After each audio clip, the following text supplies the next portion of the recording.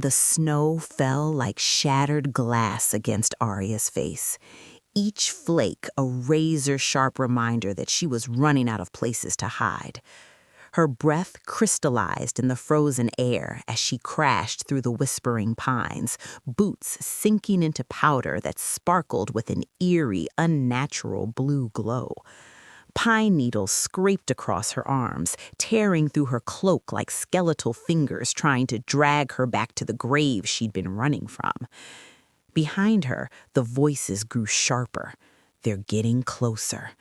The realization sent frost through her chest, colder than the blizzard that had been hunting her for 4 nights straight.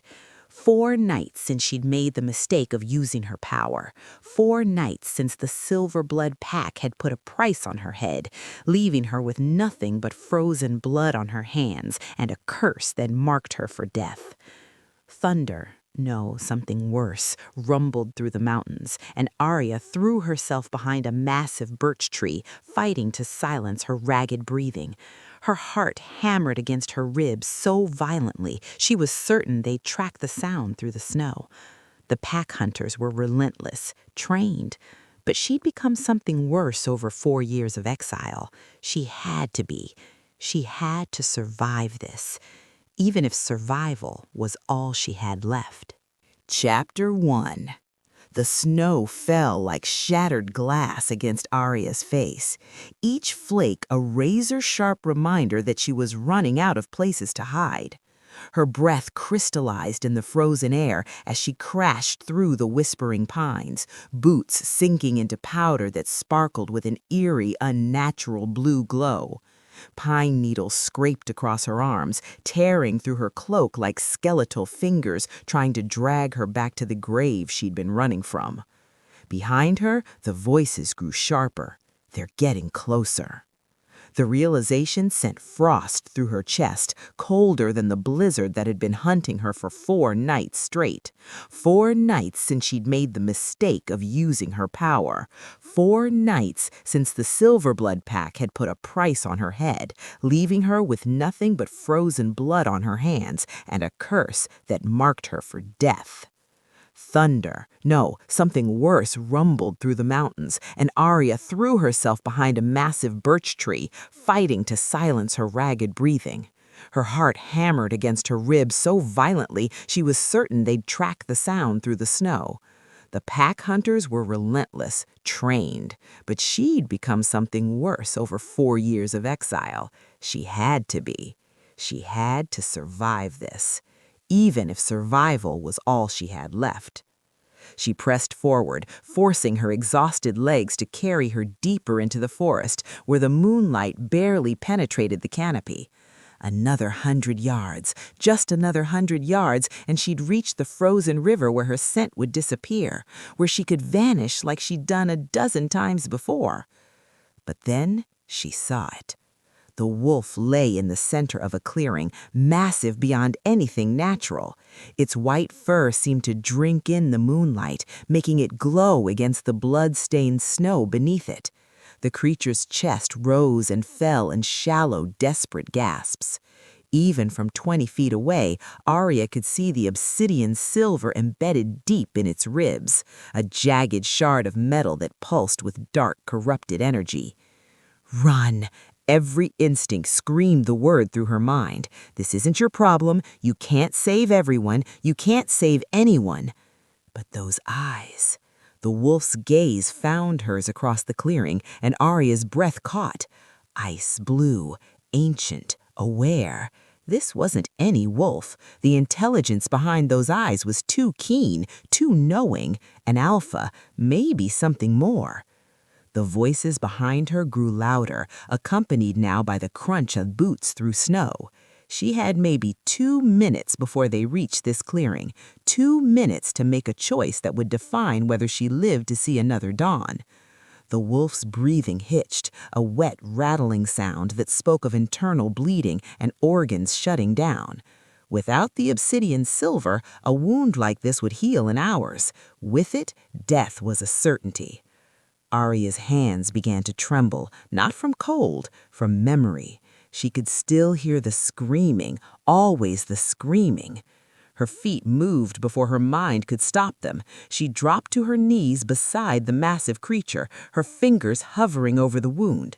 The wolf didn't flinch, didn't growl. It simply watched her with those impossibly blue eyes, as if it had been waiting for her, as if it knew exactly what she was.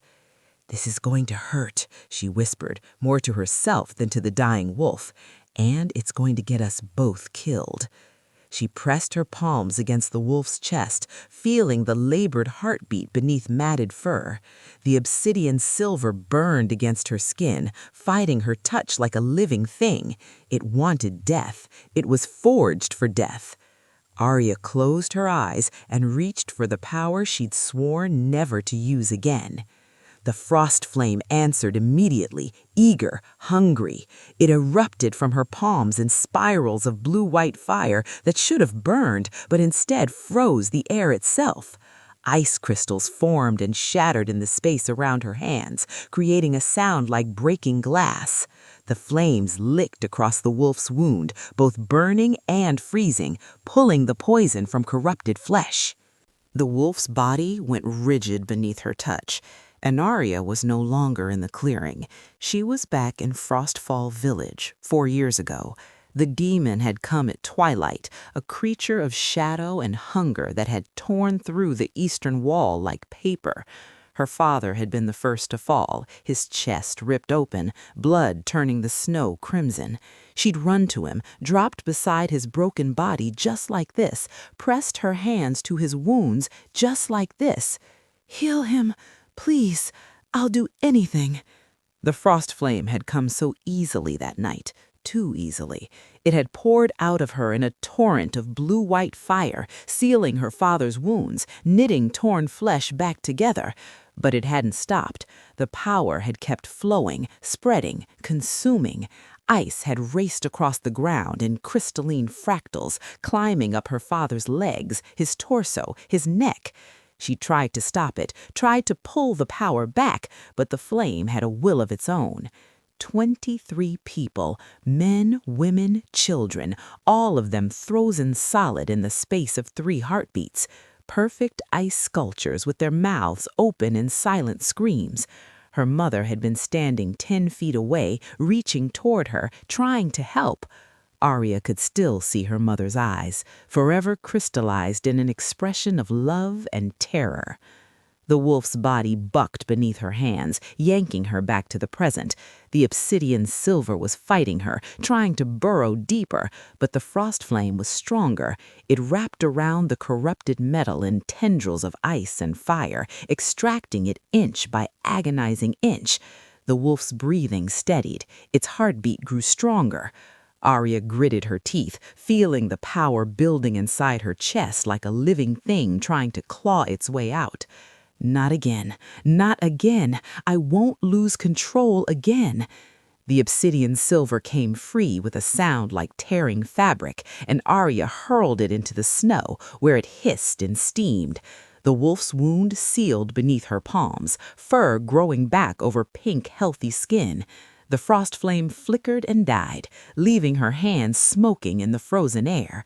For a moment, everything was silent. Then the wolf moved. It rose to its feet in one fluid motion, towering over her. Up close, the creature was even more massive than she'd realized, easily the size of a horse, with muscles that rippled beneath moonlight fur. Those ice-blue eyes fixed her with an intensity that made her stomach drop. The voices behind her had gone quiet. They'd seen the light. They'd seen the frost flame burning like a beacon in the darkness. Every pack within 100 miles would know exactly where she was. "Run," Arya whispered to the wolf, stumbling backward. "Please, just run." But the wolf didn't run. It stepped forward, closing the distance between them, and pressed its massive head against her chest. The gesture was deliberate, purposeful, a wolf showing submission, or perhaps something else entirely, recognition. The first arrow whistled past Arya's ear, so close she felt the displaced air against her skin. The second buried itself in the snow at her feet. "There! The abomination!" The silver-blood hunters burst into the clearing, at least 6 of them, weapons drawn and eyes blazing with righteous fury. The wolf's lips pulled back from teeth the length of daggers, and a growl rolled through its chest that Arya felt in her bones. The sound held a promise, a warning. Touch her and die. Then the massive creature stepped in front of Arya, placing its body between Arya and the hunters, and everything went perfectly, terribly still. Chapter 2. Arya awoke to the sound of ice singing. Not cracking or breaking, but singing, a crystalline melody that seemed to come from the walls themselves, high and pure and impossibly beautiful. Her eyes snapped open to find herself staring at a ceiling that moved like water frozen mid-wave, light refracting through it in 1,000 shades of blue and silver. This isn't real. This can't be real. She bolted upright and immediately regretted it.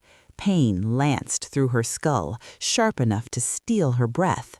Her body felt like it had been wrung out and left to dry, every muscle screaming in protest. The last thing she remembered was the wolf standing between her and the silver-blood hunters, that bone-deep growl vibrating through the clearing. Then one of the hunters had thrown something, a flash of light, a concussive blast of magic, and darkness had swallowed her whole. Arya's hands flew to her chest, checking for wounds, for restraints, for anything that would explain why she was still breathing. But there was nothing, just smooth, unmarred skin beneath a gown that definitely wasn't hers. The fabric was the color of fresh snow, impossibly soft, and seemed to shimmer with its own inner light. Someone undressed me. Someone put me in this. The thought sent ice through her veins. She threw back the covers, silk sheets that felt like frozen water against her skin, and swung her legs over the edge of what could only be described as a bed carved from a single massive crystal. The floor beneath her bare feet was smooth ice that somehow didn't burn with cold. It should have been impossible to walk on, but it held her weight perfectly, warming just enough at her touch to keep from freezing. The room around her was vast, easily the size of her entire childhood home. Everything was ice, the walls, the furniture, the impossibly delicate chandelier that hung overhead, dripping with icicles that never melted. But it wasn't crude or rough, it was art. Every surface had been shaped with such precision that it looked more like glass than frozen water, catching and bending light into patterns that made her dizzy if she looked too long. A palace. She was in a palace made of living ice. Arya moved toward what she hoped was a door, her legs unsteady beneath her. How long had she been unconscious? Hours? Days? The singing in the walls grew louder as she approached, almost like the ice itself was aware of her presence. She reached for the door handle, a spiral of frozen crystal, and pulled. It didn't budge. She pulled harder, then pushed, then threw her full weight against the door. Nothing. It might as well have been part of the wall. Looking for an exit? The voice came from behind her, smooth and deep, with an edge of dark amusement that made every hair on her body stand on end. Arya spun, her back slamming against the frozen door, hands instinctively rising to summon the frost flame. But the power didn't come. She reached for it, felt it there beneath her skin like always, but it was sluggish, muted, as if something was dampening it. The man standing in the center of her room hadn't been there a moment ago. She was certain of it. He'd simply appeared, materializing out of the refracted light like he was part of the ice itself. He was tall, easily over 6 feet, with a presence that filled the massive chamber and made it feel suddenly, suffocatingly small. His hair was platinum blonde, almost white, falling to his shoulders in waves that caught the light like spun silver. Sharp cheekbones, a jaw that could have been carved from marble, and lips that curved into something between a smile and a predator's assessment. But it was his eyes that stopped her breath. Ice blue, ancient, aware, the same eyes that had watched her across a blood-stained clearing. "You," Arya breathed. The word came out barely louder than a whisper. "The wolf!" "Among other things." He moved toward her with fluid grace, each step deliberate and controlled. He wore black, all black, a fitted shirt that did nothing to hide the powerful build beneath, and pants that looked like they'd been tailored by someone who understood exactly how dangerous the body inside them was. "Though I prefer Dorian Nightshade." The name hit her like a physical blow. Nightshade. She knew that name. Everyone knew that name. "The Alpha Ting," she said, hating how her voice shook. "You're the Winter King." "So they call me." He stopped a few feet away, close enough that she could see the inhuman perfection of his features, the way his skin seemed to hold the same subtle luminescence as the ice around them. "Though I think the wolf you saved has a nicer ring to it, don't you?" Arya pressed harder against the door, as if she could somehow melt through it through sheer force of will. "Where am I? What do you want?" "You're in the Frost Crown Palace, my home." Dorian tilted his head, studying her with an intensity that made her feel like a specimen under glass. "As for what I want, that's a complicated question with a very simple answer." He took another step forward, and Arya's hands flared with a weak flicker of blue-white flame. Dorian's eyes tracked the movement, something that looked almost like satisfaction crossing his features. "Don't," Arya warned, her voice steadier now. "Don't come any closer." "Or what? You'll freeze me, burn me, both." Another step. "Go ahead, Arya. Show me what that beautiful power of yours can do." "How do you know my name?"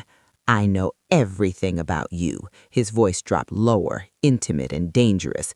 "Arya Whitestone, exiled from the Frostfall Pack 4 years ago after an incident that left 23 dead, blamed for a massacre you didn't commit, hunted by every pack from here to the Southern Territories." He was close enough now that she could feel the cold radiating off him, could see the way frost formed on his eyelashes. "The only living wielder of the frost flame in 3 centuries, and my fated mate." The words hung in the air between them like a death sentence. "No," Arya shook her head violently. "No, that's not possible. I don't have a mate. I don't want a mate." "Want has nothing to do with it." Dorian raised his hand slowly, giving her time to see it coming, and pressed his palm flat against the ice door beside her head. The wall rippled at his touch, responding like a trained animal. "The bond between us was written in prophecy before either of us drew breath. The covenant of endless winter, a frost flame bearer and a winter wolf bound by fate to stand against the coming darkness." "I don't care about your prophecy." The frost flame surged in her hands, stronger now, feeding her in her panic.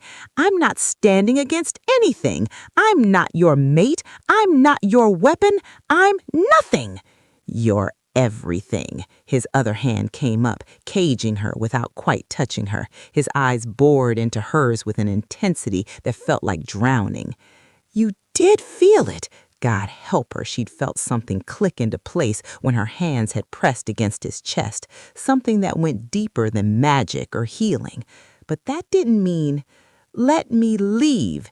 Arya met his gaze, refusing to look away even though every instinct screamed at her to submit to the predator standing inches away. "Please, I've caused enough damage. I don't want to hurt anyone else." "You won't." Dorian's voice was absolute certainty. "Not anymore. Not here." "I don't understand what I am."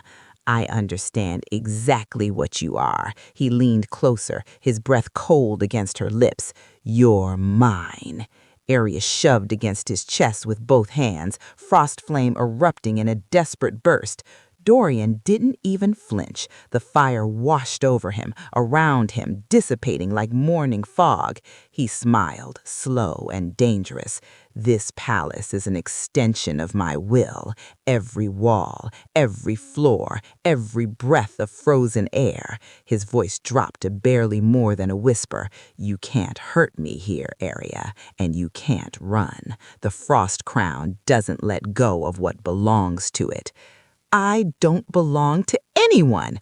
Then prove it. He stepped back, gesturing toward the door. Try to leave.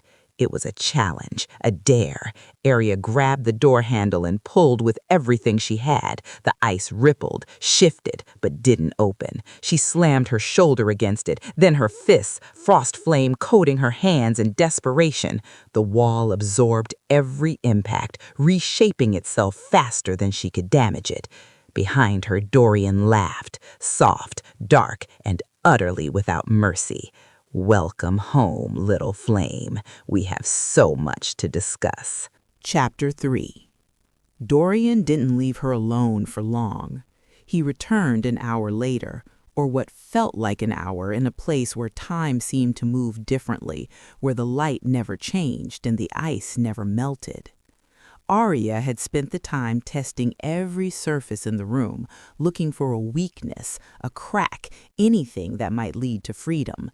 But the palace was seamless, responding to her touch by shifting away, reshaping itself like it was alive and taking pleasure in her frustration.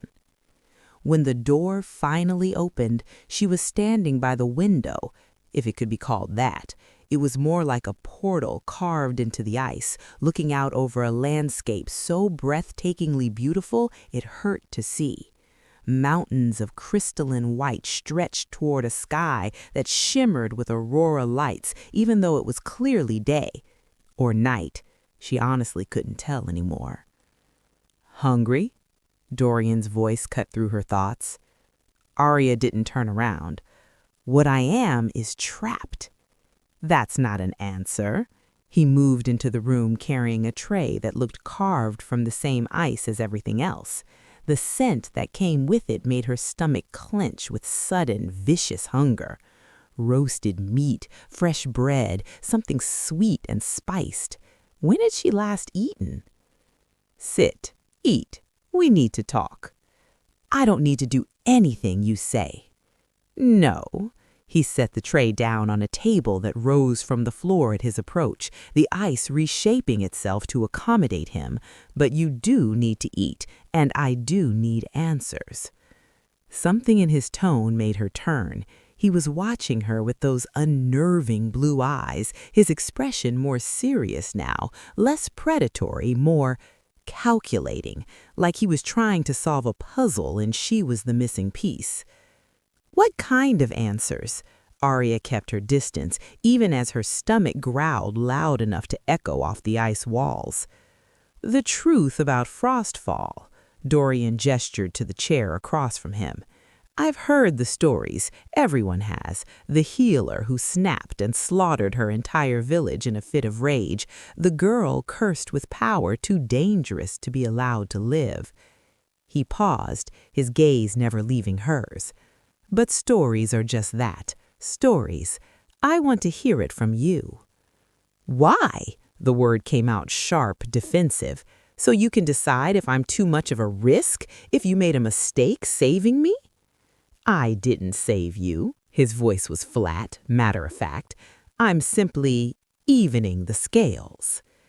Arya crossed her arms over her chest, hating how exposed the thin gown made her feel. There's nothing to tell. I lost control. People died. That's the end of it. That's a lie. Dorian leaned back in his chair, somehow making the gesture look regal even in this frozen prison. You forget I've tasted your power, Arya. I felt it when you healed me. That kind of control, that precision, doesn't come from someone who loses themselves to rage.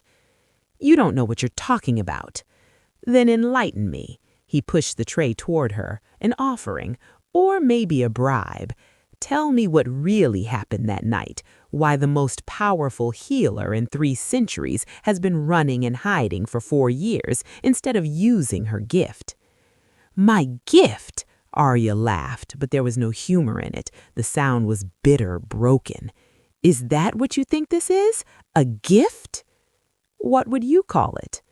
"A curse, a plague, a mistake." She moved toward the table despite herself, drawn by hunger and exhaustion, and the way he was looking at her like he actually wanted to understand rather than condemn. "Something that should never have existed." She sank into the chair across from him, her legs finally giving out. The moment she sat, the ice beneath her shifted, warming slightly, conforming to her body like it was trying to offer comfort. She ignored it, reaching for a piece of bread and tearing into it with shaking hands. Dorian waited, patient, watching her eat with an intensity that should have been uncomfortable but somehow wasn't. Like he had all the time in the world and was willing to spend it waiting for her to speak. Finally, when the worst of her hunger had faded, Arya set down the bread and met his eyes. "It was 4 years ago, late autumn." Her voice came out quieter than she intended. "The demons had been testing our borders for weeks, but that night they finally broke through. A shadow demon, one of the big ones, all claws and teeth and hunger." She could still see it, the massive form tearing through the village wall, the way its roar had shaken the ground beneath her feet. "My father was the pack healer, the best we had." Her hands clenched on the table. "He went out to fight because everyone went out to fight. It didn't matter if you were a healer or a warrior. When demons came, you defended your home." Dorian said nothing, but she felt his attention sharpen. "The demon caught him in the first wave, tore his chest open like he was made of paper." The words were coming faster now, falling out of her like poison she'd been holding in too long. "I heard him scream and I ran. I didn't think. I just ran to him." She closed her eyes, but that made it worse. Behind her eyelids, she could see it all playing out again, her father's blood turning the snow crimson, his eyes finding hers, full of pain and fear and something that might have been pride. "He told me not to," her voice cracked. "He told me to run, to save myself, but I couldn't. I couldn't just watch him die." "So you tried to heal him." Dorian's voice was soft, understanding in a way that made her want to scream. "I did heal him." Arya opened her eyes, meeting his gaze. "That's the worst part. It worked. The frost flames sealed his wounds, knitted his flesh back together. For about 3 seconds, it worked perfectly." She picked up a knife from the tray, turning it over in her hands, watching the light refract through the ice blade. "Then it didn't stop." The words were barely a whisper now. "The power just kept flowing. It was like a dam breaking. I tried to pull it back, tried to control it, but it had its own will, its own hunger." The knife trembled in her grip. "The frost spread across the ground in these perfect crystalline patterns, beautiful really, like snowflakes made of death." She set the knife down before she broke it. "It climbed up my father's legs, his torso, his neck." He was trying to tell me something. His mouth was moving, but no sound came out, just ice. Lean forward, his elbows on the table. "How many?" 23. The number fell from her lips like a confession. 23 people frozen solid before I could stop it. Warriors, healers, children, anyone within a half-mile radius. Her voice broke. "My mother was standing 10 feet away. She'd been running toward me, trying to help. I can still see her face, her eyes, the way the ice caught her mid-step with one hand reaching out." The silence that followed was suffocating. "They're still there," Arya continued, unable to stop now that she'd started. frozen statues in the center of the village. No one can melt them, no one can move them. They're perfect preservation, still alive inside the ice, but unreachable, trapped in their last moment forever. Alive? Dorian's voice sharpened. You're certain? I can feel them sometimes when I dream, their heartbeats so slow they're almost non-existent. She wrapped her arms around herself. I didn't kill them. I did something worse. I trapped them in endless dying. Dorian was quiet for a long moment, his expression unreadable. Then he stood, moving around the table to stand before her. Arya tensed, expecting judgment, condemnation, fear. Instead, he knelt, bringing himself to her eye level. That wasn't your fault. His voice was absolute certainty. Of course it was. I lost control. No. He reached out slowly, giving her time to pull away, and took her trembling hands in his. His touch was cold, but solid, real. You were 18 years old, watching your father die, and you tried to save him. What happened after wasn't loss of control. Then what was it? Interference. His grip tightened. The frost flame doesn't just spiral out of control, Arya. It's not unstable by nature. Something was feeding your power that night, amplifying it, twisting it. She stared at him, her mind refusing to process the words. The Void Stalkers, they're drawn to powerful magic like wolves to blood, and a frost flame bearer, you're the most intoxicating meal they could imagine. His eyes bored hers. One of them was there that night. I'd stake my kingdom on it. It latched onto your power when you were vulnerable and rode it like a wave, using you as a conduit. No, Arya shook her head, pulling her hands back. No, you're wrong. I felt it. It was my power, my curse. It was your power being used as a weapon. His expression hardened. And it's going to happen again if we don't stop it. That's what the prophecy means. You're not the danger area. You're the only thing standing between this world and the void. She looked up at him, and for the first time in 4 years felt something shift in her chest. Not hope exactly, but maybe the first crack in the wall of guilt she'd built around herself. What if you're wrong? He whispered. Then we'll deal with it together. He offered his hand, but I'm not wrong. Chapter 4. The journey to the frozen altar began at dawn, or what passed for dawn in a realm where winter held permanent dominion. Dorian had given Arya proper clothing this time, not the thin gown that marked her as prisoner or decoration, but practical gear, thick leather pants lined with fur, a tunic that moved like water but held warmth like a forge, and boots that gripped ice as easily as solid ground. When she'd asked why the sudden generosity, he'd simply said, "Where we're going, you'll need to be able to run." The statement had done nothing to calm her nerves.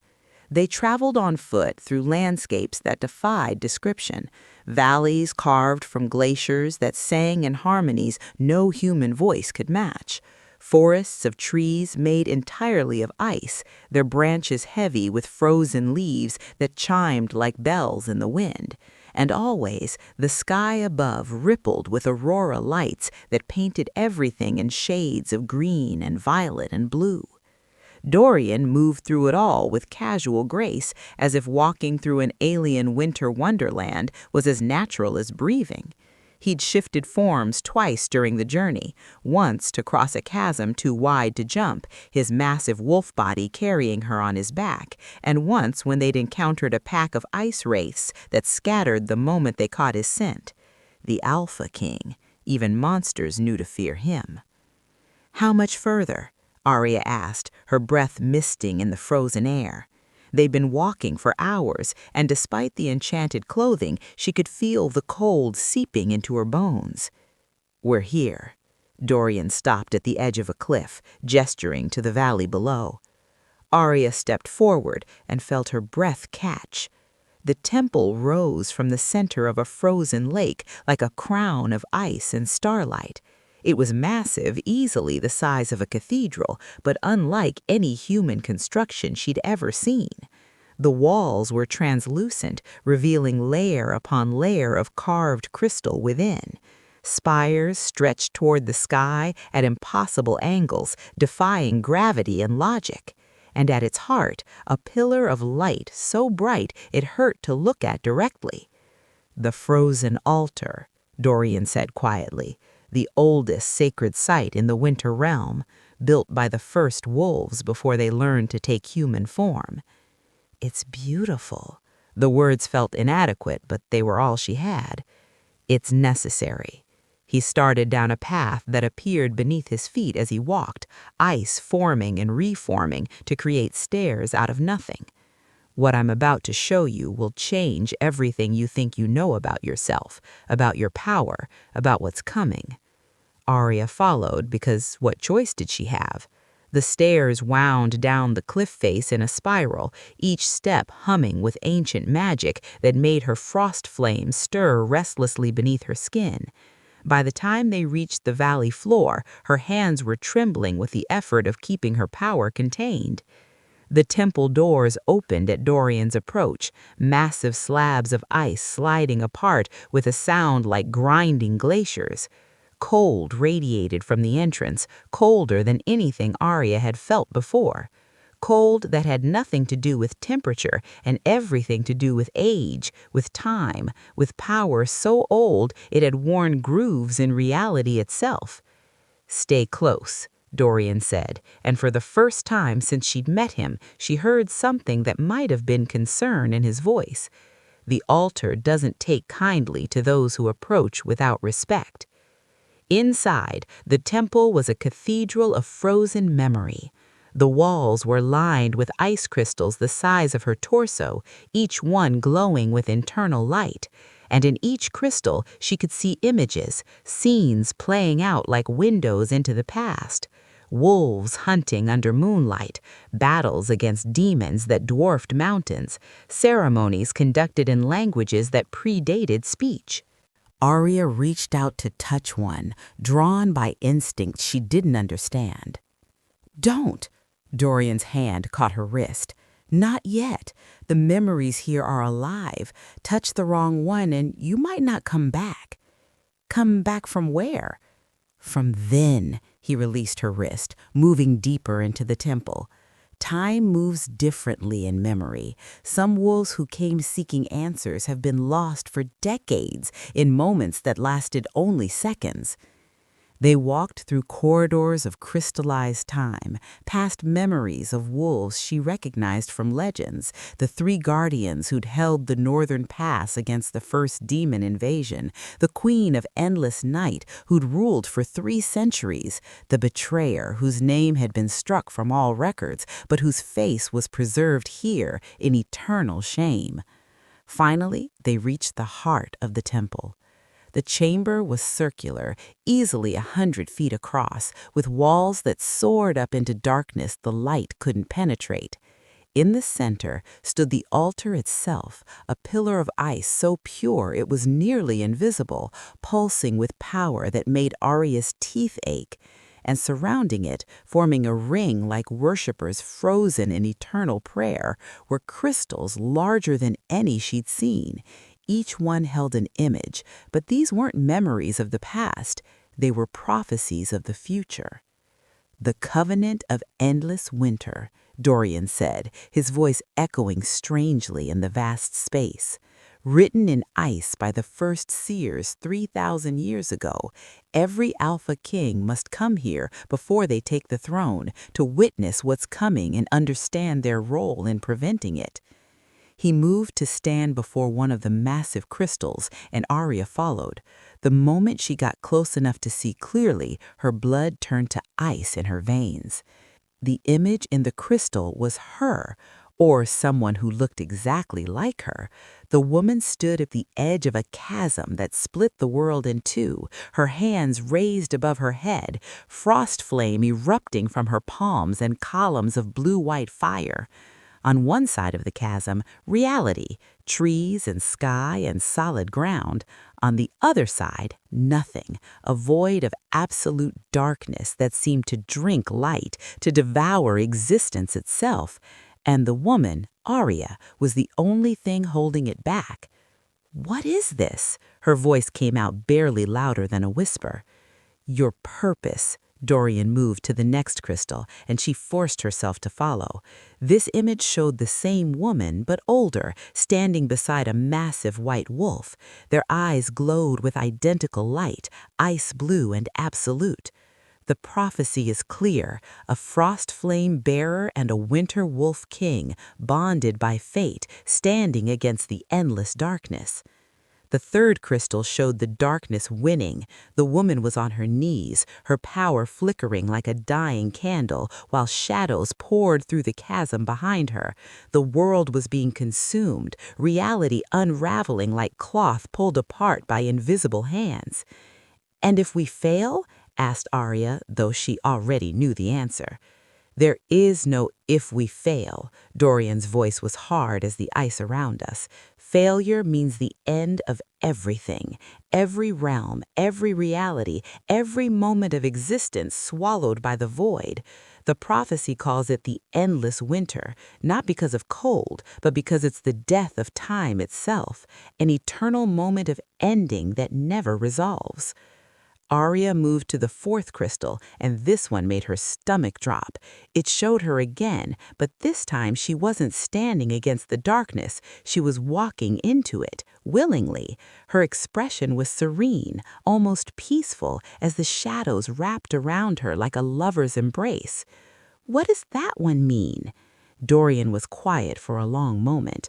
When he finally spoke, his voice was carefully neutral.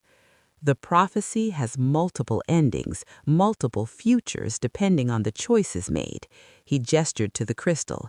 "In this one, the bearer chooses sacrifice. She becomes the lock that seals the void, giving her life to save all others."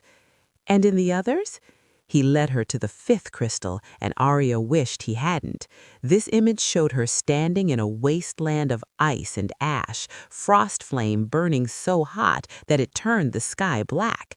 Bodies lay frozen at her feet, hundreds of them, thousands, and her expression was empty, hollow, like something vital had been carved out and left to rot. "Why are you showing me this?" turned Arya, bile rising in her throat. "Because you need to understand what's at stake." He caught her arm, turning her back to face him. "The prophecy isn't just about power, Arya. It's about choice, about which version of the future we're willing to fight for." "We?" She laughed bitterly. "This is about me, my power, my curse." "No," his grip tightened. "It's about us. The prophecy requires both, the frost flame bearer and the winter wolf king. Alone, you're powerful but vulnerable. Alone, I'm strong but limited." His eyes bored into hers. "Together, we're what stands between existence and oblivion." Arya wanted to argue, to reject the weight he was placing on her shoulders, but the crystals didn't lie. The prophecy was clear. Somehow, impossibly, her cursed power was the only thing that could prevent the end of everything. "Why me?" The question came out broken, despondent. "Why does it have to be me?" "Because the frost flame doesn't just heal or destroy." Dorian released her arm, moving to stand before the central altar. "It's the only power in existence that can exist in two states simultaneously: creation and destruction, fire and ice, life and death. The void is entropy made manifest, pure negation. The only thing that can seal it is something that embodies contradiction." He pressed his hand against the altar, and the entire temple shuddered. Light exploded from the central pillar, refracting through every crystal, and suddenly the images began to move.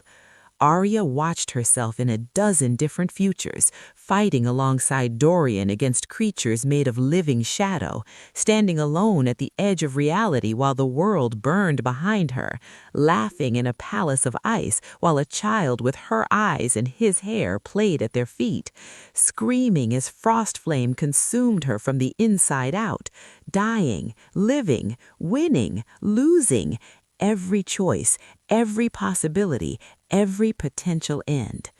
"The prophecy shows what could be," Dorian said, his voice cutting through the cascade of light and image, "but it's up to us to decide what will be." The light faded, and Arya found herself staring at the final crystal, the one directly behind the altar. It showed her standing back to back, hands clasped, power flowing between them in a perfect circuit of ice and fire. Around them, the darkness writhed and raged, but couldn't break through. And in that image, neither of them was alone. "I don't know if I can do this," Arya whispered. "You don't have to know." Dorian moved to stand beside her, his shoulder brushing hers. She looked up at him, at the Alpha King who'd saved her and claimed her and dragged her into a destiny she never wanted, and saw something in his eyes she hadn't expected. Fear. He was just as terrified as she was. Somehow, that made it easier to nod. Chapter 5. They didn't make it out of the temple before the first arrow shattered against the ice wall beside Arya's head.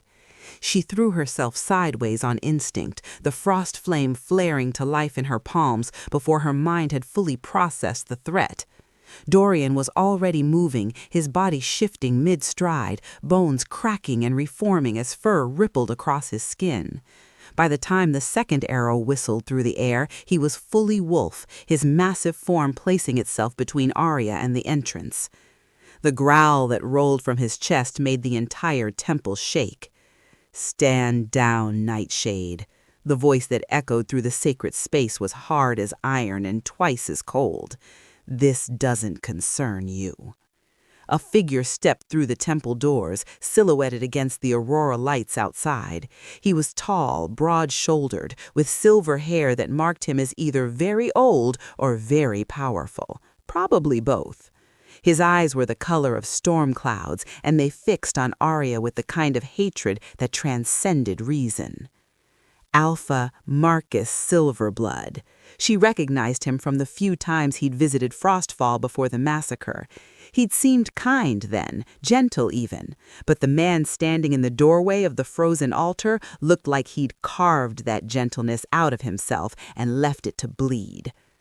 "Everything that happens in the Winter Realm concerns me." Dorian's voice rumbled from his wolf form, each word shaped with effort, "especially when intruders violate sacred ground." "Intruders?" Marcus laughed, but there was no humor in it. "We're here on official pack business, blood hunt business." He gestured, and 20 warriors filed into the temple behind him, weapons drawn, eyes gleaming with the kind of fervor that came from absolute certainty in one's righteousness. "We're here for the abomination." Arya's frost flame burned brighter, responding to her spike of fear. She forced herself to stand straight, to meet Marcus's gaze without flinching. "I haven't set foot in Silverblood territory. You have no jurisdiction over me." "I have jurisdiction over monsters." Marcus took another step forward, and his warriors fanned out behind him, forming a semicircle that blocked the only exit.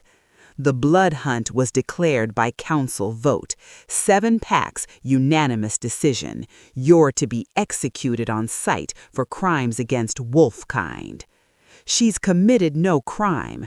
Dorian's form rippled, shifting back to human. He stood naked and unbothered, every inch the king even without clothing or crown. "The Frostfall incident was 4 years ago, investigated and closed by the Regional Council. You have no grounds for this hunt." "No grounds?" Marcus's voice rose, echoing off the crystalline walls. 23 wolves frozen solid, Alpha King. 23 of my allies, my friends, trapped in ice for 4 years because of you. He pointed at Arya, his hand shaking with rage. That's not closed. That's not justice. That's a massacre that continues every day they remain trapped. I didn't mean to, Arya started, but Marcus cut her off. Didn't mean to? He laughed, bitter and broken. You think intention matters? My sister is frozen in that village. My sister who was pregnant, who was 2 weeks from giving birth. Her child is suspended in ice, neither alive nor dead, and you didn't mean to? The words hit Arya like physical blows. She'd known there were pregnant women in the village. She tried not to think about it, tried not to imagine what it meant for life to be frozen at its most vulnerable moment. That's why you're here. The realization hit her with stunning clarity. Not just for revenge, for answers. I'm here, Marcus said slowly, because you're too dangerous to exist. Today it's Frostfall, tomorrow it's another village, another pack. How many more have to freeze before someone stops you? She's not going to freeze anyone. Dorian's voice dropped to something dangerous, predatory. She's under my protection, under the protection of the Winter Throne. Touch her and you violate not just pack law, but the ancient treaties. Your treaties mean nothing when weighed against the safety of every wolf in the Northern Territories. Marcus pulled a scroll from his belt, unfurling it with a sharp snap. The blood hunt was declared under the Omega Clause. Any wolf deemed an existential threat to the species can be eliminated regardless of political protection. He met Dorian's eyes. You even. The temperature in the temple dropped 20 degrees in an instant. Frost crept across the floor, climbing the walls, turning the air itself into crystalline mist. Dorian's eyes blazed with power so intense it hurt to look at directly. You dare. The words were barely recognizable as human speech. You dare invoke the Omega Clause in my realm, in the most sacred site of my people, against my mate? The last word hung in the air like a thunderclap. Marcus's eyes widened fractionally. Your mate? You bonded with the abomination? She has a name. Dorian's power surged, and several of the warriors stumbled backward, driven by instinct older than thought. And she is prophesized. The covenant of endless winter speaks of her. This temple speaks of her.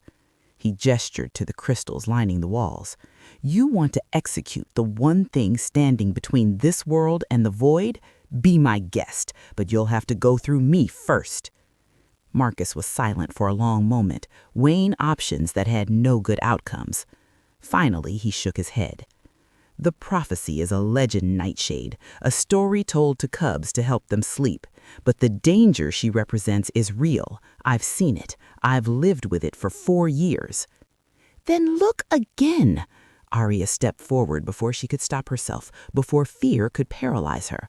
Look at what really happened that night, because I did. I saw it in the temple crystals, in the memories the altar holds. She moved toward the nearest crystal, the one that held images of Frostfall. There was something else there, something feeding on my power. Convenient. Marcus's voice dripped with sarcasm. The monster claimed she was influenced by a greater monster. It's true. Dorian moved to stand beside Arya. The Void Stalkers were there. They latched onto her power when she was vulnerable and rode it like a weapon. And I'm supposed to take your word for that? The word of a king who just admitted to bonding with the accused? No. Arya pressed her hand against the crystal, feeling it respond to her touch, her frost flame, her blood. You're supposed to look for yourself. The crystal flared with light, and suddenly the temple was filled with memory made manifest. The scene played out in 3 dimensions, as real as if they were standing in Frostfall 4 years ago. Arya watched herself kneel beside her dying father, watched the frost flame erupt from her hands, and there, barely visible against the night sky, shadow creatures with too many limbs and eyes like holes in reality. They circled above the healing, drawn by the power, feeding on it, amplifying it beyond anything one girl should have been able to produce. The warriors shifted uneasily. Several lowered their weapons. They could see the truth written in light and ice. But Marcus stood unmoved. Void stalkers are not. The result is the same. His voice was tired now, drained of the earlier rage. 23 frozen, 23 still suffering. And if those creatures are drawn to her, if they feed on her power, that makes her more dangerous, not less. That makes her necessary. Dorian's hand found Arya's, their fingers interlacing. The stalkers are breaking through more frequently. You know this. Every pack has reported sightings. The barrier between worlds is failing. All the more reason to eliminate the beacon drawing them here. Or all the more reason to use that beacon as a weapon. Arya's voice was stronger now, fed by anger and something that might have been the first stirring of purpose. You want to execute me because you think I'm dangerous. Fine, but at least let me be dangerous to the things actually trying to destroy us. Marcus studied her for a long moment. Then he rolled up the scroll and tucked it back into his belt. You have until the next full moon. What? Dorian's voice was sharp. 1 month. Marcus looked between them. 1 month to prove the prophecy's real, to prove she can control her power, to prove she's an asset rather than a liability. He turned toward the exit, his warriors parting to let him through. If you can't, the blood hunt continues, and not even the Alpha King will be able to stop it. He paused in the doorway, his back to them. My sister's name was Elena. When you fail, when you lose control again, remember that she's the first one I'm going to make you look at. His voice cracked just slightly. Remember that you're not just freezing strangers. You're freezing futures, dreams, all the things that could have been. Then he was gone, his warriors following, leaving Arya and Dorian alone in the temple with nothing but prophetic crystals and the weight of an impossible deadline. Arya's legs gave out. Dorian caught her before she hit the ground, lowering them both to sit on the frozen floor. She was shaking, her whole body trembling with adrenaline and terror and the awful understanding that Marcus was right. She was dangerous, even with the best intentions, even with Dorian's help. She was a walking catastrophe waiting to happen. 1 month, she whispered. How am I supposed to prove anything in 1 month? We'll find a way. Dorian's arms tightened around her. We have to. But for the first time since she'd met him, he didn't sound certain. And that terrified her more than anything Marcus had said. Chapter 6. The attack came at midnight. Arya woke to the sound of ice shattering. Not the musical chime of the palace walls reshaping themselves, but the violent crack of something breaking that was never meant to break. She bolted upright in bed, frost flame already sparking at her fingertips, her heart hammering against her ribs. Dorian was gone. His side of the bed, when had she started thinking of it as his side, was cold, like he'd been absent for hours. Then she heard the howl. It wasn't Dorian's voice, but it was wolf, multiple wolves, and they were inside the palace. Arya threw on the leather pants and tunic from earlier, her fingers clumsy with urgency. The door to her chamber burst open before she could reach it, and a palace guard stumbled through, his face pale as the ice walls around them. "My lady, you need to—" An arrow took him in the throat before he could finish. He went down hard, blood spreading across pristine white floor in a crimson stain that seemed obscene in its brightness. Arya ran. She didn't know where she was going, just that staying still meant death. The palace corridors twisted around her, responding to her panic by creating new paths, new escape routes. Behind her, she could hear boots on ice, weapons being drawn, voices shouting in a language she didn't recognize. Not Silverblood warriors, something else, someone else. She rounded a corner and nearly collided with Dorian. He was in human form, but barely, his eyes blazing with power that made them more wolf than man. Blood stained his hands, his chest, his face, none of it his own from what she could tell. When he grabbed her shoulders, his fingers left frost burns on her skin through the fabric. Shadow Pack. The words came out as a growl. They broke through the eastern wall, 20, maybe 30 warriors. His grip tightened. They're here not for territory. They're here for you. How did they? Dorian's voice was pure fury. Marcus, he must have told them where you were. The blood hunt made you open season, and Shadow Pack always did prefer to collect their bounties in flesh rather than honor. Another howl echoed through the palace, closer now, followed by screams that cut off too quickly. I need you to run. Dorian pushed her toward a section of wall that was already rippling, preparing to open. There's a passage that leads to the northern mountains. Take it. Don't stop. Don't look back. What about you? I'm going to remind them why you don't attack the Winter King in his own palace. Something shifted in his expression, something ancient and terrible. I'm going to show them what happens when you threaten what's mine. Dorian! He kissed her, hard and desperate and tasting of blood and ice. When he pulled back, his eyes had gone completely white. Run, Arya, and whatever you hear, whatever you see, don't come back for me. Then he turned and walked toward the sounds of battle, his form already beginning to shift. Arya ran, through the passage, down stairs carved from living ice, through chambers she'd never seen before.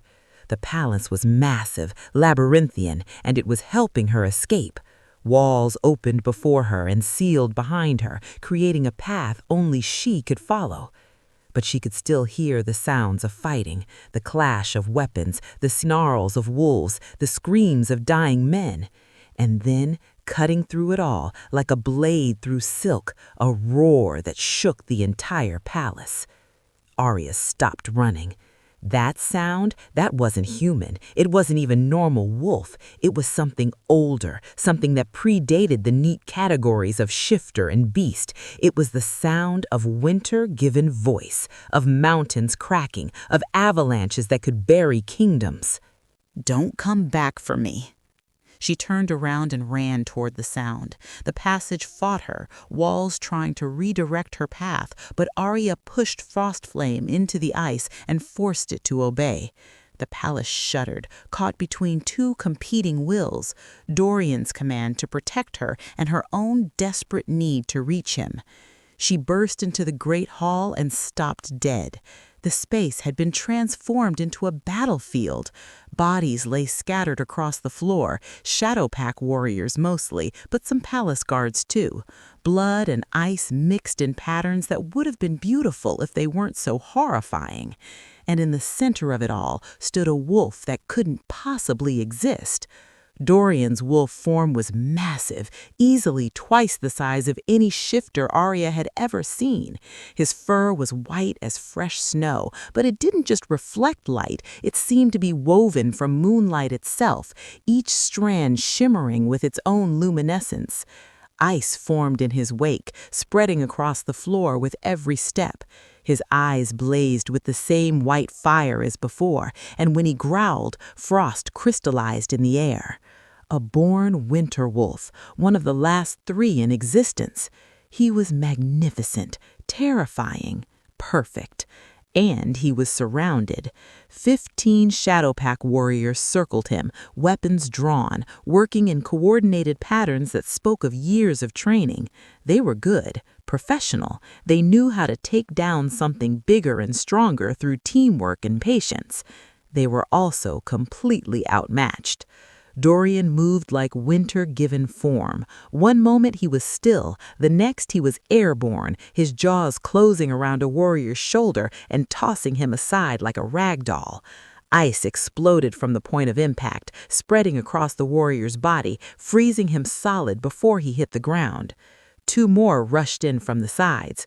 Dorian's tail, thick as Arya's torso, swept out in an arc that sent both flying. They crashed into the ice walls hard enough to leave cracks. But the Shadowpack warriors weren't running. They regrouped, reformed their circle, and pressed the attack again. Because they had something Dorian didn't: obsidian silver arrows. The first one caught him in the shoulder. Dorian's roar of pain and rage made the ceiling crack, sending shards of ice raining down. Black veins spread from the wound, the poison working its way through his system, trying to find his heart. "No!" Arya's voice cut across the battlefield. Every head turned toward her. The Shadowpack warriors smiled. They'd been waiting for this. "The abomination shows herself," one of them said, already knocking another arrow. "Marcus sends his regards." 3 arrows flew toward her simultaneously. Arya's thrust flame erupted in a wall of blue-white fire that incinerated the projectiles mid-flight. The warriors stumbled back from the heat, from the cold, from the impossible contradiction of flame that burned and froze in the same breath. "You want me?" Her voice was steady now, fed by fury and fear and something else, something that felt like purpose crystallizing in her chest. "Then come get me, but leave him alone." "Why would we do that?" The lead warrior grinned. "When we can kill you both and collect 2 bounties." He raised his hand to signal the attack. Dorian moved faster than thought. Despite the poison burning through his veins, despite the wound in his shoulder, he crossed the distance to Arya in 2 massive bounds and planted himself between her and the warriors. The growl that rumbled from his chest was a promise written in ice and violence: touch her and die. Together then. Arya pressed her hand against Dorian's flank, feeling the frost flame respond to his presence, to the ancient winter magic that ran through his blood. Power flowed between them, her fire, his ice, creating something neither could achieve alone. The temperature in the great hall plummeted, then spiked, then plummeted again. Ice formed in spiral patterns across the floor, infused with blue-white flame that didn't melt it, but made it stronger. The Shadowpack warriors realized their mistake too late. Dorian lunged, and where his paws touched the frost flame ice, it erupted upward in spikes that impaled 3 warriors before they could dodge.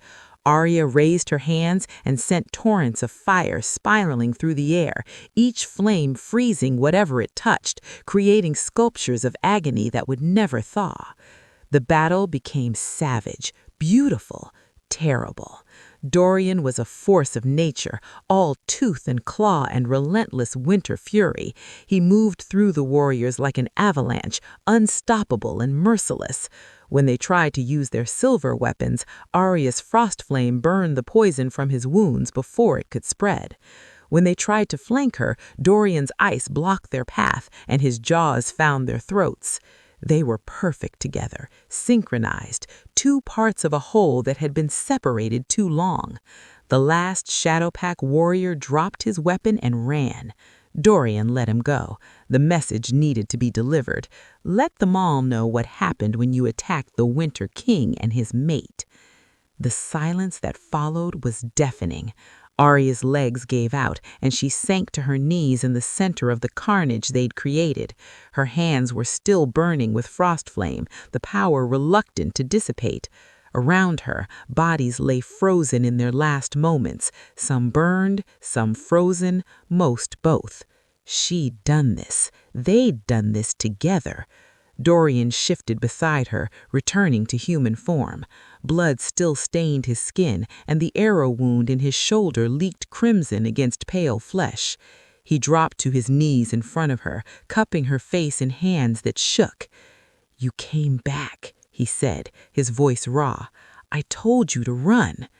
"I know. I couldn't." "Why?" She didn't have a good answer, didn't have words for the pull she'd felt, the absolute certainty that leaving him to fight alone was worse than any death the Shadowpack could offer. So instead, she kissed him and felt the frost flame finally quiet. Chapter 7. When the Void Breaks. The kiss tasted of ash and ice and something darker, something wrong. Arya pulled back first, her frost flame still flickering across her knuckles. The sensation that had been building at the base of her skull during the battle hadn't faded with victory. If anything, it was getting worse, like pressure behind her eyes, like the air before a storm, like the floor cracked. Not ice, not stone, reality itself. A black fissure appeared in the center of the great hall, spreading like lightning frozen in time. Dorian grabbed her arm and yanked her back just as the crack widened, revealing not the chambers below, but something else, something that shouldn't exist on any map of the palace or the world. Darkness that moved, darkness that breathed, darkness that hungered. "No!" Dorian's voice was barely a whisper. "No! This can't be—" The first Void Stalker emerged before he could finish. It had a shape the way shadows have shapes, vaguely humanoid, constantly shifting, never quite solid. Where it touched the frozen bodies of the Shadow Pack warriors, they didn't just die again, they ceased. Flesh turned to ash, bone to dust, armor to rust in the space between heartbeats. Even their blood evaporated, leaving nothing but stains that looked like they'd been there for centuries. Then it turned toward Arya, and she felt its attention like a physical weight. The frost flame in her hands flared brighter, responding to her fear. The Void Stalker's form rippled, and it moved toward her with terrible purpose. "It's following the flame," Arya breathed. "Dorian, it's—" 3 more fissures opened, then 5, then 10. The great hall filled with Void Stalkers, each one drawn inexorably toward where Arya stood. They moved like water falling downhill, like moths to flame, like something that had been searching for her across impossible distances and finally found what they'd been seeking. Dorian shifted, his massive wolf form placing itself between Arya and the nearest creatures. His jaws shook the walls, but when he lunged at the closest stalker, his jaws closed on nothing. The creature simply flowed around his attack, reforming on the other side, still advancing on Arya. "They're not attacking you." Horror crept into her voice. "They don't even see you." She was right. The Void Stalkers moved past Dorian like he was furniture, like he was part of the landscape. Their eyeless faces, if they could be called faces, remained fixed on her, on the frost flame that burned brighter with every passing second. Arya tried to extinguish it, tried to smother the fire, to push the power back down into whatever part of her it came from. But the frost flame only grew stronger, fed by her panic, by her desperate need to make it stop. And with each surge of power, the cracks in reality spread wider. "I'm doing this." The realization hit her like a physical blow. "I'm the reason they're here. I'm the fracture, the way through." Dorian shifted back to human form, his wild expression wild. The contradiction. Fire that freezes, life that kills. You're breaking the laws that keep the world separate. Another fissure opened, this one so close that Arya could feel the cold radiating from it. Not winter cold, but the cold of absolute nothing, the cold of the spaces between stars, between thoughts, between existence and void. A stalker reached for Arya. Arya stumbled back and Dorian caught her, his arms wrapping around her from behind. Ice erupted from his skin, forming a barrier between them and the creatures. The stalkers flowed through it like it wasn't there. Physical barriers don't work. They're not entirely in this world. Then what do we do? I don't know. He stopped, turned her in his arms so she faced him, his white eyes burning into hers. The frost flame, it's calling them because it doesn't belong, because it shouldn't exist. I can't control it. I've tried. Not control. His hands gripped her shoulders. Transform. When we fought together, your fire and my ice became something new, something that followed natural law, even if we'd never seen that law before." His voice dropped. "You need to do that again. Make the frost flame into something that can exist without tearing holes in the world." "I don't know how." The stalkers were so close now, close enough that Arya could feel them pulling at her warmth, at her life, at the very essence of what made her real. Her vision started to gray at the edges. Dorian kissed her forehead, his lips cold against her skin. "Yes, you do. You already did it once, in the battle, when you let go." When she'd stopped trying to control the frost flame and just let it be what it wanted to be. When she'd trusted it and trusted Dorian and trusted herself. Arya closed her eyes and stopped fighting. The frost flame exploded outward, not in destruction, but in transformation. It wasn't trying to be fire, it wasn't trying to be ice. It was finding the place where both could exist together without contradiction, without breaking the world to do it. Heat that preserved instead of destroyed, cold that nurtured instead of killed. The impossible made possible through acceptance rather than force. The Void Stalkers shrieked, a sound like wind through a graveyard, like the last breath of dying stars. They recoiled from Arya, their forms fracturing, losing coherence. The cracks in reality began to seal, the fissures knitting themselves closed as the frost flame stabilized into something the world could accommodate. One by one, the stalkers dissolved, returned to whatever void they'd come from, driven back by power that no longer invited them in. The last fissure sealed with a sound like a bell tolling, and silence crashed over the great hall. Arya opened her eyes. The frost flame still burned in her palms, but it was different now. Gentler. Complete. It didn't pull at the fabric of reality because it had finally found its proper place within it. Dorian was staring at her with something like awe. "You did it." "We did it." She looked around at the carnage that remained, the frozen bodies, the shattered ice, the blood. "But they'll come back if I lose control again, won't they?" "Probably." He pulled her close, resting his chin on top of her head. "Which means you're going to need help learning to master this." "From who? You said there was no one who understood frost flame." "There isn't." His arms tightened around her. "But I know someone who understands breaking the laws of nature and surviving it." He paused. "My father, the first Winter King. He's been in self-imposed exile for 200 years, hiding from the world because of what he became." Arya pulled back to look at him. "You want to take me to meet your father?" "I want to keep you alive." Dorian's expression was grim. "And I want to make sure you never have to see those things again, even if it means facing the one person I swore I'd never speak to again." Outside, dawn was breaking. Light filtered through the shattered walls of the palace, painting everything in shades of pink and gold. A new day, a new threat, a new journey. Arya took Dorian's hand, feeling the frost flame pulse in recognition of his ice. "Then let's go find him." Chapter 8. The Truth in Ice. The crystal cave was beautiful in the way that dangerous things often are. They'd fled the palace at dawn, Dorian leading her through mountain passes that existed only when he willed them into being.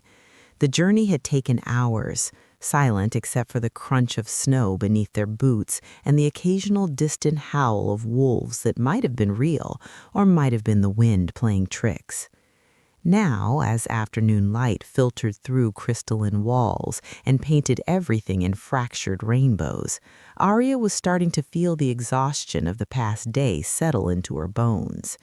The frost flame had quieted after sealing the void, but it still hummed beneath her skin like a second heartbeat, unfamiliar and slightly unsettling. "Rest here." Dorian gestured to an alcove near the back of the cave, where someone had clearly prepared a space before, furs piled thick, supplies stacked neatly against the wall. "It's warded.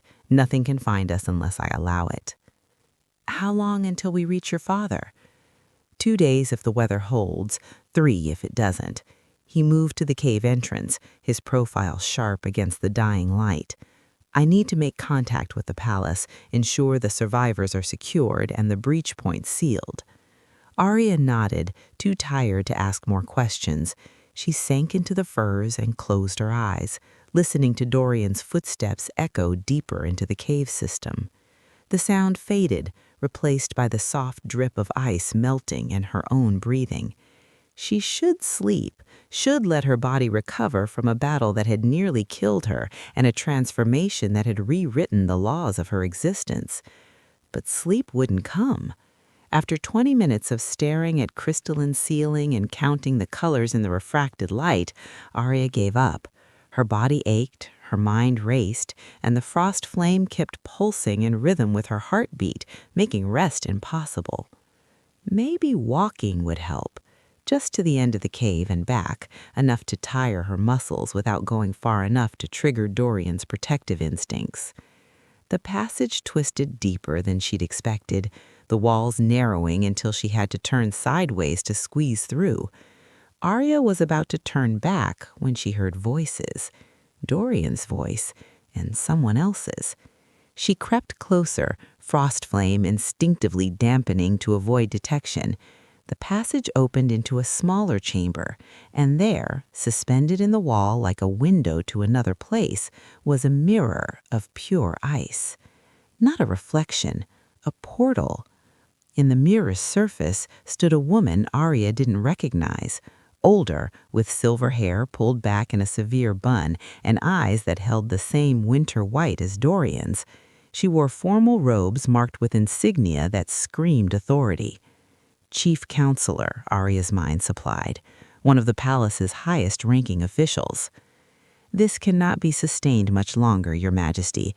The bloodline degradation has accelerated beyond our projections. Your own transformation during the battle pushed you dangerously close to the threshold. Dorian stood with his back partially to the mirror, his shoulders rigid. I'm aware of the risks, Lyanna. Are you? Because from where I stand, you're gambling our entire people's survival on an asset with unpredictable variables. Lyanna's expression didn't change, but something cold entered her tone. The abomination nearly tore open the void. If she loses control again, she won't. You can't guarantee that. No one can. Not until the mate bond is fully established and you have proper leverage over her abilities. Pause. Have you initiated the binding yet? No. The word came out harsh. There hasn't been time. There hasn't been time, or you've been avoiding it. Lyanna leaned forward, and even through the mirror, Arya could feel the weight of her stare. I understand she's proven useful, and I understand there may be some personal attachment developing, but we need to be clear about what she is, Dorian. She's not your mate in any romantic sense. She's a biological necessity.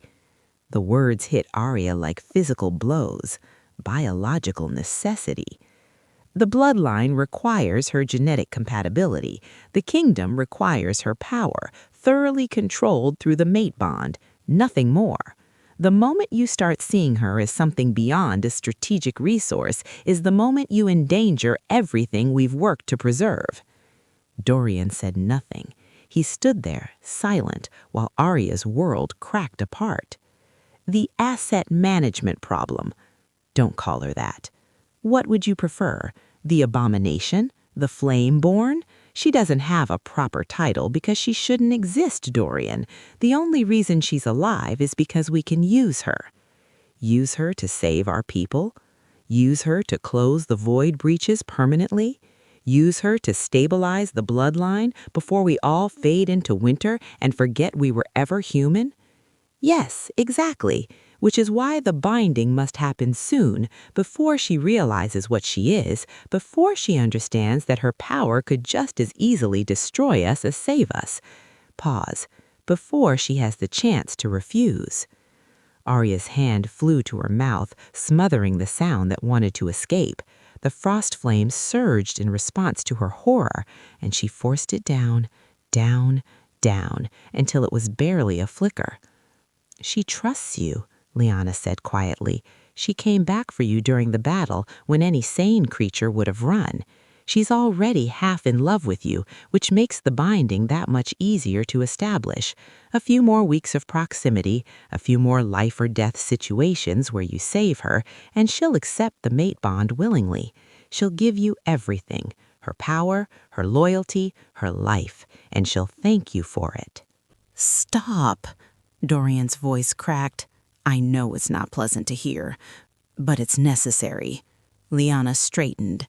Your father isolated himself because he couldn't accept the burden of being Winter King.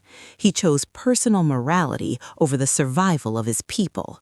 You're stronger than him. You understand that sometimes we must weaponize the things we care about. Weaponize. The word echoed in Aria's skull, drowning out whatever Dorian said next. Her vision tunneled, the beautiful crystal cave suddenly feeling like a prison, like a trap she'd walked into with eyes wide open because she'd been too stupid and desperate and lonely to see what was right in front of her. She thought, gods, what had she thought? That the Winter King wanted her, cared about her, that the connection she felt was real. But it wasn't. It had never been real. She was an asset, a weapon, a biological necessity to save a dying bloodline. The frost flame roared to life despite her attempts to contain it, and this time, Aria didn't fight it. This time she let it burn, let it freeze, let it express every bit of the betrayal and rage and heartbreak that was tearing her apart. The crystal walls of the cave cracked. In the mirror chamber, Dorian's head whipped toward the sound. Aria?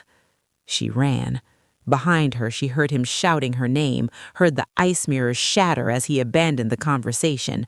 But Aria was already through the narrow passage, already stumbling toward the cave entrance, the frost flame leaving a trail of frozen fire in her wake.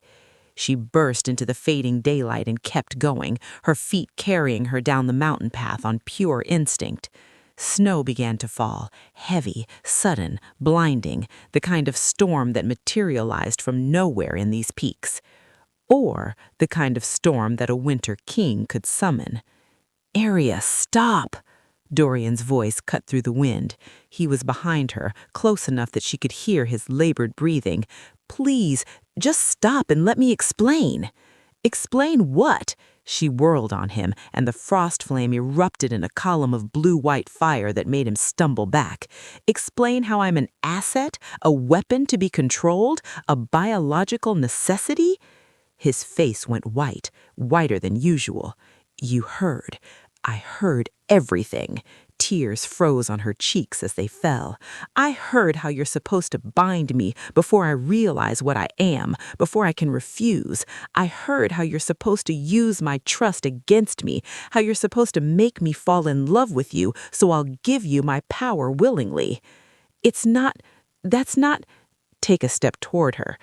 Aria, it started that way, but what? But you developed real feelings? She laughed, and it came out broken. How would I even know? How could I possibly tell the difference between genuine emotion and strategic manipulation designed to secure your asset? Dorian flinched like she'd struck him. Because I came back for you. In the throne room, when Marcus sentenced you to death, I could have let you die. It would have been easier, safer, but I didn't. Because you needed me. Each word was ice, because your bloodline is dying, and I'm the key to saving it. Yes. The admission seemed torn from him. Yes, at first that's why I protected you, but Aria, don't. She held up a hand, frost flame crackling between her fingers. Don't try to convince me it became something more. Don't insult me by pretending the last 2 days were real. The storm intensified, snow swirling between them in patterns that matched neither her frost flame nor his winter magic, as if the mountain itself was responding to their confrontation. What do you want me to say? Dorian's voice was raw. That I'm not Winter King? That I don't have responsibilities to my people? That I didn't see you as a solution to a problem that's been killing us for generations? He stepped closer, and this time she didn't retreat. I can't say those things because they'd be lies, but I can say that somewhere between the throne room and the void breaking, you stopped being a solution and started being— What, your mate? She spat the word like poison, except we both know that's not real either. The mate bond is just another way of control, isn't it? Another way to thoroughly manage your asset. It doesn't have to be, but it is. Liana said it herself. You need to establish the bond before I understand what my power could do, before I realize I could destroy you just as easily as save you. Arya met his eyes. She's right, isn't she? I could kill every winter wolf in your kingdom if I wanted to. I could tear open the void and let the stalkers have you all. Dorian didn't deny it. Yes. Then why shouldn't I? The question hung between them, sharp as broken glass. The storm held its breath, waiting. Because you're better than that. Dorian's voice dropped to barely a whisper. Because you came back for me in the Great Hall, even though you had no reason to. Because you saw what I was, what I really am beneath the humanity, and you didn't run. He took another step, close enough now that she could see the frost forming on his eyelashes. Because you know what it's like to be used and discarded, and you wouldn't wish that on anyone, not even someone who's been using you. Arya wanted to argue, wanted to rage at him, to hurt him the way she was hurting, but the words wouldn't come because, damn him, he was right. She knew exactly what it felt like to be a weapon, to be valued only for what you could do, never for who you were. She wouldn't do that to others, not even to him. The frost flame dimmed, and Arya felt something inside her break. Not dramatically, not cleanly, just a quiet fracture that she knew would never fully heal.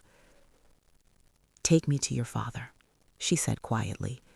Teach me to control this power so I never risk opening the void again. And then, she swallowed, then we'll figure out what comes next. Arya. Those are my terms. She turned away, unable to look at him anymore.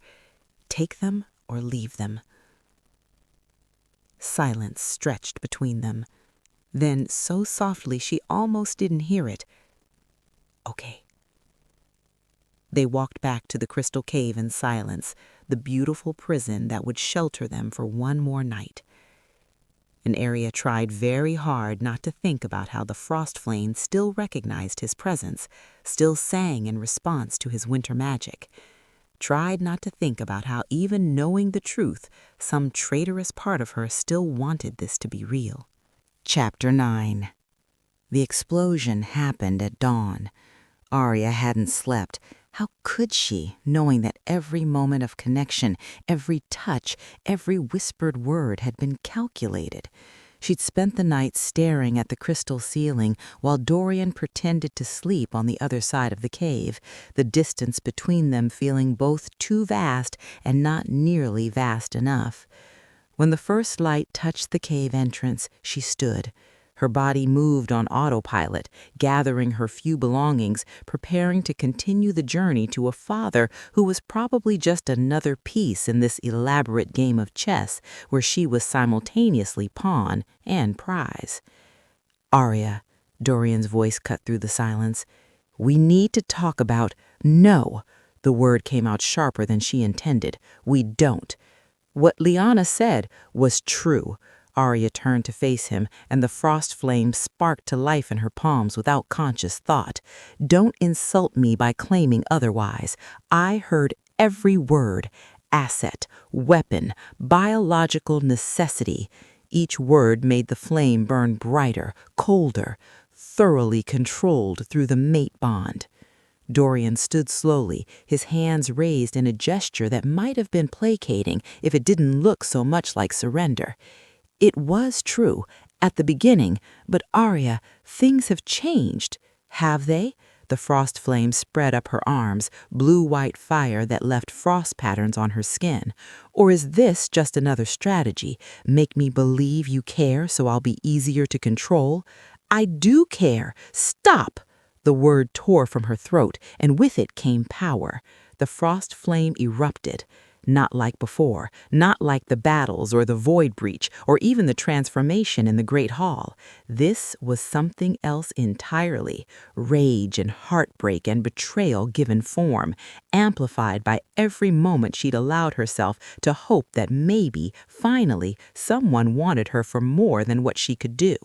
Fire that burned, ice that froze, and between them, reality itself began to fracture.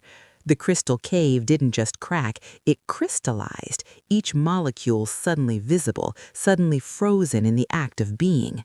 Arya could see the structure of matter itself laid bare, could see how everything, stone and ice and air, and even Dorian, was just patterns of energy held together by rules that suddenly seemed arbitrary. Arya, you need to stop. Dorian's voice sounded distant, distorted, like he was speaking through water. You're tearing apart the boundaries again. But she couldn't stop. The frost flame had been waiting for this, she realized, waiting for the moment when she stopped trying to control it, stopped trying to be what others needed, and just let it express the raw truth of what she was. Contradiction, impossibility, the space between states where both fire and ice existed without resolution. The cave walls rippled. Then they did something walls shouldn't do. They became permeable. Arya could see through them now, could see layers of reality stacked like pages in a book, past and present and future all happening simultaneously, all accessible if she just knew how to reach. Without thinking, she stepped forward, through solid ice, into the frozen between. The transition was instantaneous and eternal. One moment she was in the cave with Dorian's desperate voice echoing off crystalline walls. The next, she was standing in a place that existed outside of time itself. Everything here was held in perfect stasis. Snowflakes hung motionless in air that didn't move. Ice crystals suspended mid-formation glittered with inner light. And in the center of it all stood a girl. Arya recognized herself immediately, younger, 14, maybe 15, with fear written across every line of her body. The girl was screaming, hands outstretched, frost flame pouring from her palms in torrents she couldn't control. The Frostfall Massacre.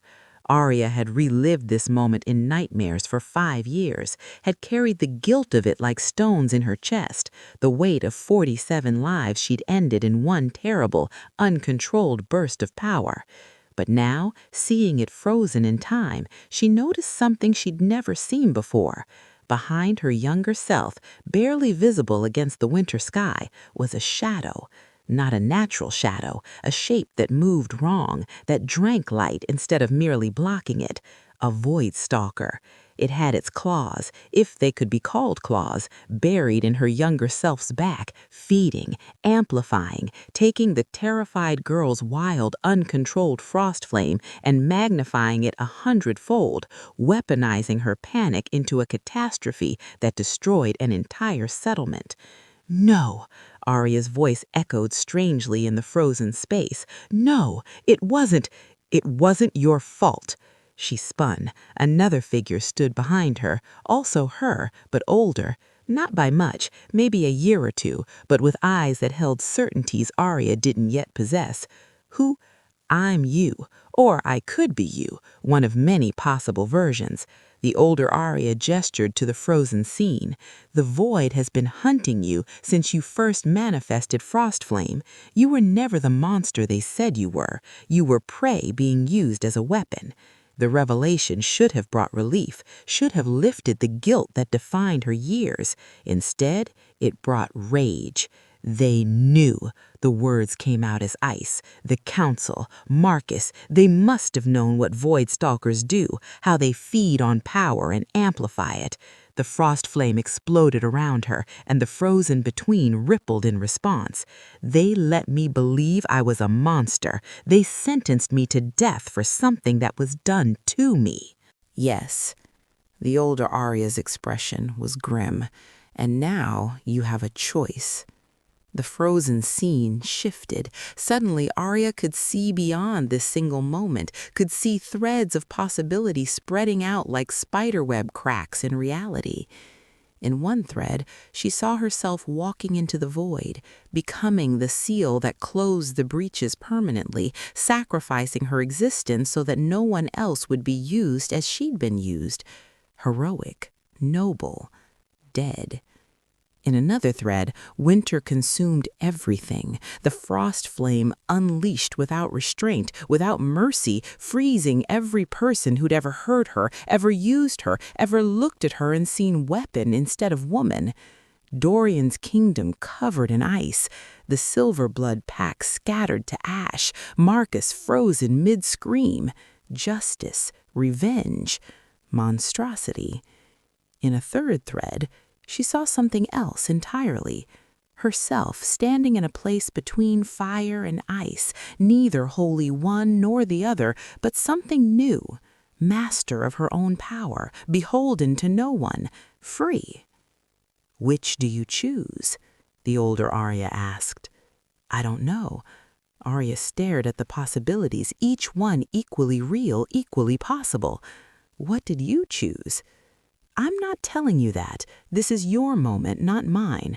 The older Arya smiled sadly. "But I will tell you this.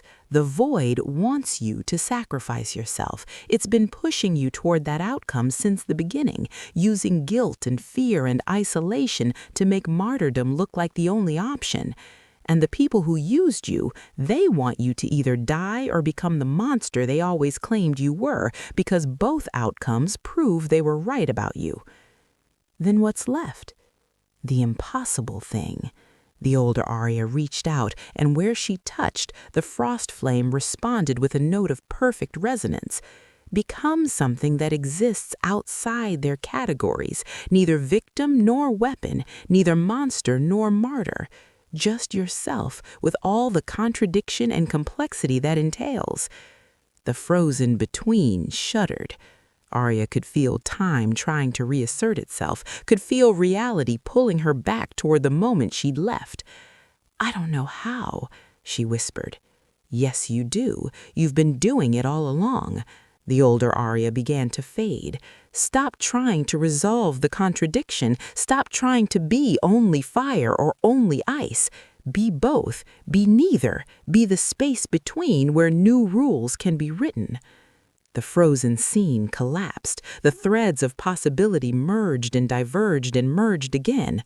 And Arya felt herself pulled back into the cave, into her body, into the moment where Dorian was still reaching for her, his face twisted with concern and fear and something that might have been genuine anguish.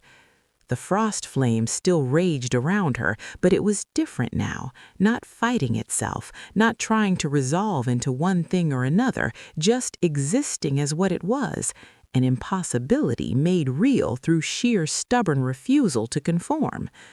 Arya looked at Dorian and saw him clearly for the first time.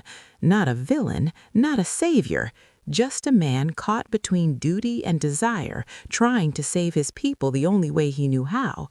Just like her. "I'm not going to be your weapon," she said quietly. The frost flame dimmed but didn't extinguish. "I'm not going to sacrifice myself to seal the void, and I'm not going to destroy your kingdom out of revenge." "Then what?" "I'm going to your father. I'm going to learn everything he knows about being something the world isn't ready for." She met Dorian's eyes. "And then I'm going to close the void breaches on my terms, using my power in ways no one expects or controls. Not as your mate, not as your asset, as myself." She walked past him toward the cave entrance, the frost flame leaving patterns of frozen fire in her wake. "And if you want to help, you'll do it without manipulation, without strategies, and without trying to bind me to anything I don't choose freely. Otherwise, stay the hell away from me." The mountain wind carried her words away, and Arya didn't wait to see if Dorian would follow. She had a new path to forge, and this time she'd do it on her own terms.